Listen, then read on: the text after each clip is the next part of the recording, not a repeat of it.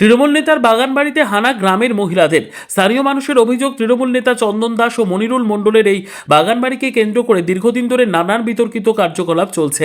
এখানে নিয়মিত মাহফিল অনুষ্ঠিত হতো এবং সাধারণ মানুষের জন্য রাখা ত্রাণ ও ত্রিপল সামগ্রীও মজুত করে রাখা হতো বলে অভিযোগ। বর্তমানে বাড়িটির প্রোপাইটার হিসেবে রয়েছেন পঞ্চায়েত সমিতির সদস্য টুকাই সাহা, যিনি গোপালপুর 1 নম্বর পঞ্চায়েতের প্রধানের স্ত্রী। এলাকার একাংশের দাবি, ক্ষমতার প্রভাব খাটিয়ে বহু কাজ পরিচালনা করা হয়েছে এবং পুরো বিষয়টি নিরপেক্ষ তদন্ত হওয়া অত্যন্ত প্রয়োজন। এই পাড়ার যে মহিলারা তারাও অত্যাচারিত হয়েছিল, তারা সর্বকিছু থেকে বঞ্চিত হয়েছে। আজকে তারা সাধারণ মানুষ কোনো সুযোগ সুবিধা পায় না। আজকে প্রকৃত গরিব মানুষের যা ত্রাণ সমগ্র জিনিস এই বাড়িতে মজবুত ছিল, কিন্তু আজকে আমরা ঘর ভেঙে দেখি কিছু সামান্য ত্রিপল ছাড়া নেই। রাতারাতি সেই ত্রাণের মাল রাতের মধ্যে পার হয়ে গেছে। কিন্তু এই বাড়িটা যে অবৈধ কাজ চলতো তার প্রমাণ আমরা রাতের অন্ধকারে বহুবার পেয়েছি।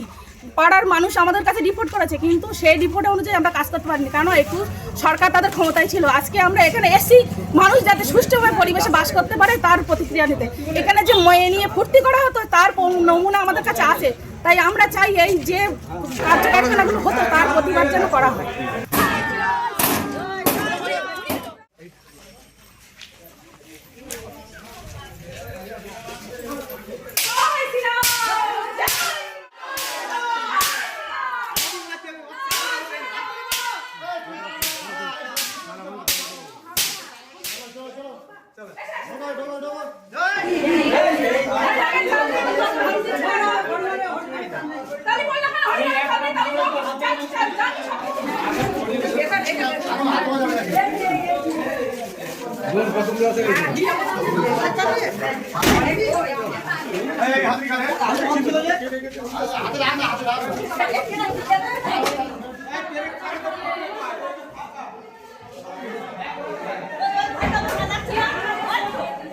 তারাও অত্যাচারিত হয়েছিল, তারা সর্বকিছু থেকে বঞ্চিত হয়েছে।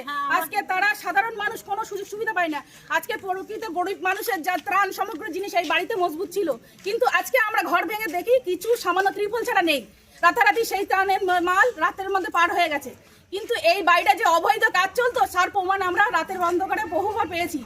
পাড়ার মানুষ আমাদের কাছে রিপোর্ট করেছে, কিন্তু সেই রিপোর্ট অনুযায়ী আমরা কাজ করতে পারিনি, কারণ একটু সরকার তাদের ক্ষমতায় ছিল। আজকে আমরা এখানে এসছি মানুষ যাতে সুষ্ঠুভাবে পরিবেশে বাস করতে পারে তার প্রতিক্রিয়া নিতে। এখানে যে ময়ে নিয়ে ফুর্তি করা হতো তার নমুনা আমাদের কাছে আছে। তাই আমরা চাই এই যে কার্যকারখানাগুলো হতো তার প্রতিবাদ যেন করা হয়।